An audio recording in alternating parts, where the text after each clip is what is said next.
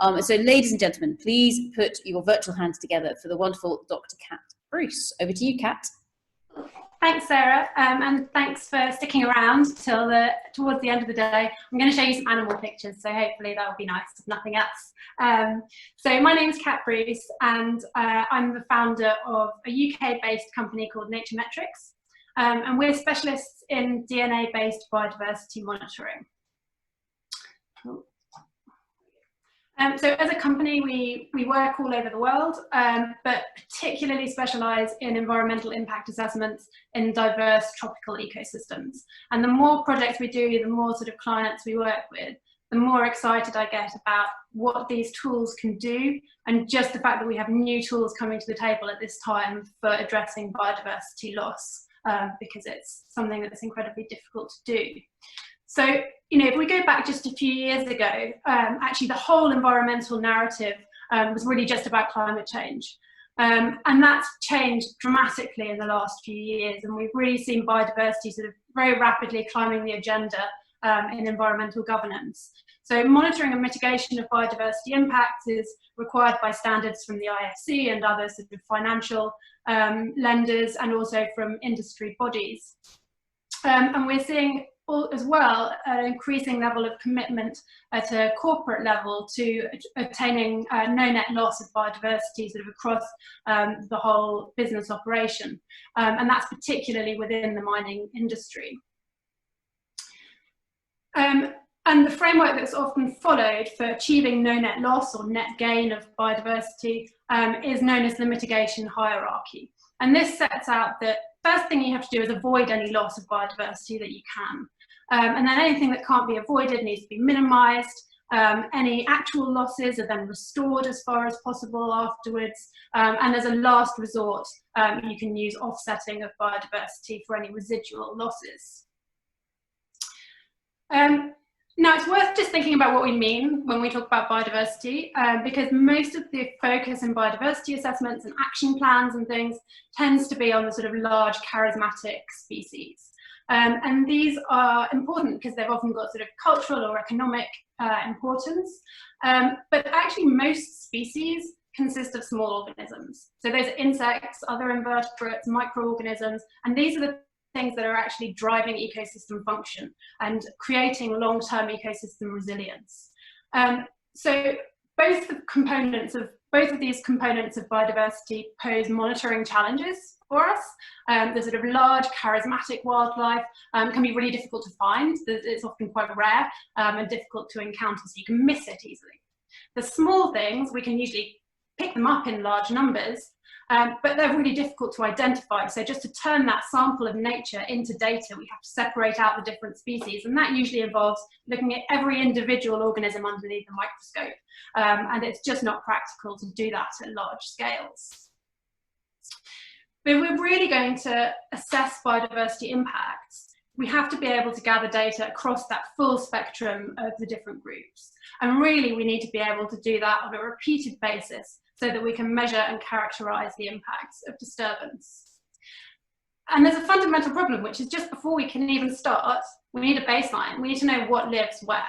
And that is incredibly challenging. So if you think about sort of trying to do this across a large tropical landscape, for example, you're going to have to send out many different teams focusing on different groups of organisms to conduct different sorts of surveys across large areas. And that takes an awful lot of time. It's incredibly expensive. And it also puts a lot of people at quite high risk because you're sending them into pretty inhospitable environments where they're a long way from medical help. And then after all of that time and cost and risk, actually the data that you come out with, however great the team, is usually really incomplete and very patchy, and that makes it very difficult to replicate, to assess change and to be able to actually demonstrate progress in things like no net loss. So DNA-based tools really provide a step change in the acquisition of comprehensive on-the-ground biodiversity data. And they do that by both making the surveys easier to carry out and more replicable, so we can do more of them, and at the same time overcoming the identification challenge for those small organisms. So altogether that means we can get more data on more species and ultimately make better evidence-based decisions for biodiversity. So there are two sort of main elements of DNA-based monitoring that contribute to this. One is the ability to sequence the DNA of many different species in a single reaction. So you can take a mixed species sample, and instead of going through every specimen one by one, we can just blitz the whole sample and sequence it at once. And that's a process called metabar coding. The other element is the ability to detect species, not by having to actually find the organism itself, but just by finding traces that they've left behind in the environment. And that's what we call environmental DNA. So metabar coding is something that we can apply to all sorts of different samples. So any sample that contains the DNA of multiple species, we can metabar code, right? So whether that's insect trap samples, soil, sediments, marine sediments, or water. And you take your sample, you extract all of the DNA from it, you stick it through a high throughput DNA sequencer, through a computational pipeline, and at the end you get a list of species. And we can actually put many different mixed species samples in, for analysis in parallel, so you can generate really fast data sets in just a matter of weeks. And we can choose to look at all sorts of different taxonomic groups from the same samples.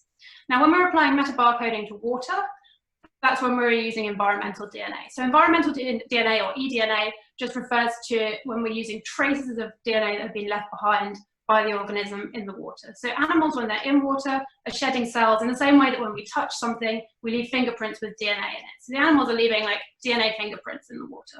At the same time, rainfall is washing DNA off the land. And so the species that haven't been in the water but have been around it on the land, their DNA ends up in there too. So the water becomes like a soup of genetic material of the wildlife that's been in and around it. And we can capture that just by passing the water through a filter, and the DNA gets stuck on the filter membrane. And then we can take it and sequence it and find out what lives there. So we have developed these really simple user-friendly sampling kits, which are designed to be used in really remote environments. They're super easy to use. Every kit contains everything that you need to take one sample. And basically you've got your filter membrane inside this plastic disc. You pull water up in a syringe, screw the syringe onto the disc, push the water through, do that as many times as you can, pop a preservative in, cap on each end, and then that filter just gets posted to the lab where we metabar code it. And anybody can do this. So we work with everybody from environmental consultants, engineers, conservationists, local communities. We work with school children and citizen science projects. And the great thing is that whether it's me going out there with years of experience as an eDNA specialist, or a kid who's just been told about it for the first time, the sample that they collect will be of equal quality. So it doesn't matter who collects it, you get the same quality of sample back at the lab. And that's great because it means that we can really sort of democratize the acquisition of biodiversity information. So you can use local contractors or people who might be on site regularly, without having to mobilize a whole sort of specialist survey team. That means you can survey more regularly at other times of year than you might be able to normally. It also means you can engage local communities and stakeholders in collecting that data and get them involved in the process. So this is what we mean about sort of making surveys easier and more replicable, so that we can gather more data and improve our decision making. So here's a real life example. This is from a landscape scale baselining exercise in the northern Peruvian Amazon, which was carried out with WWF across this region here. And they were really targeting pink river dolphins and Amazon manatees. So the WWF team went out and collected 4 water samples in each of 40 locations across this region, and sent them to the lab for metabar coding for vertebrates. And when we got the data back, the first thing we looked at was to check that we could find that we found these 2 species. So you can create these sort of distribution maps for where each species is found and how many of the 4 replicates each one is showing up in. So you can see here, even though you can't count the individuals per se, you can start to use this sort of occupancy and frequency as a bit of a proxy for how common or rare things are. So the manatee here is much less common than the dolphin. But what was amazing about this data set was that in addition to these 2 species, we had another 673 species in this data set. So we've essentially done baselining for 675 vertebrate species for the field effort that you would have spent just doing one species. And a lot of the mammals that we picked up were also of conservation significance. This allows us to pick out species that might carry additional mitigation requirements so that they're known early on. You can plan the project around them, save cost, and also have better conservation outcomes for those species. And a lot of the data is taken up with fish. Fish are obviously extremely economically important for local communities, so being able to monitor them is really important. It's very difficult using conventional methods. So this was actually from a different project in the Amazon where we did side-by-side netting and eDNA, and you get 5 times as many fish species from the eDNA as you do from the netting. So it's an incredibly sensitive and powerful approach.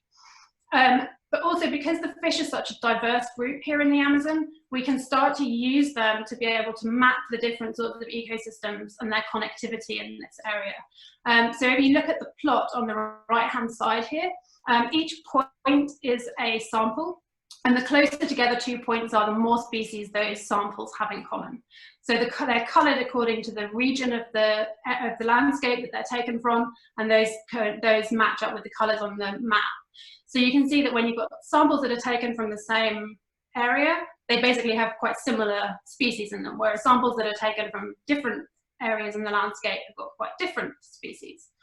And that allows us to start to identify particular areas or habitats or conditions that are ecologically very distinct from other ones and might be important to conserve within the landscape.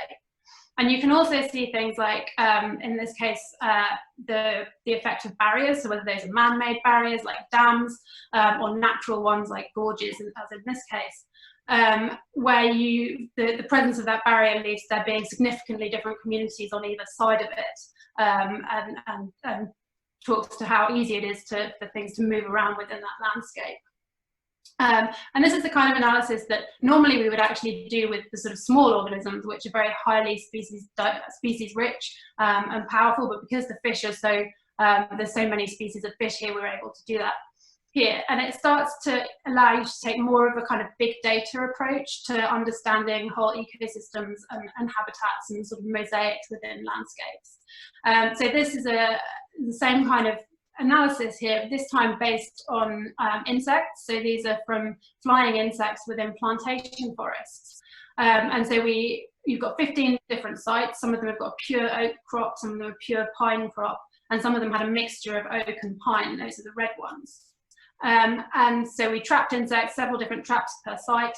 And you can see a couple of things. One is that actually the mixed crop insect communities are just the same as the pure oak one. So adding the pine doesn't bring the pine specialists into those sites. The pine communities are quite different, but you can see also there's these 2 sites over on the right-hand side here that are really quite different from the other sites in terms of the insect communities that they've got. So that means that those sites have got specialist species in them that aren't found in the other sites. So if we were thinking about where we were going to put an impact, if we were going to lose a bit of area, then you could say, well, if we lose those sites, they may not be the most species-rich sites, but if we lose those ones, we will lose overall biodiversity from this area.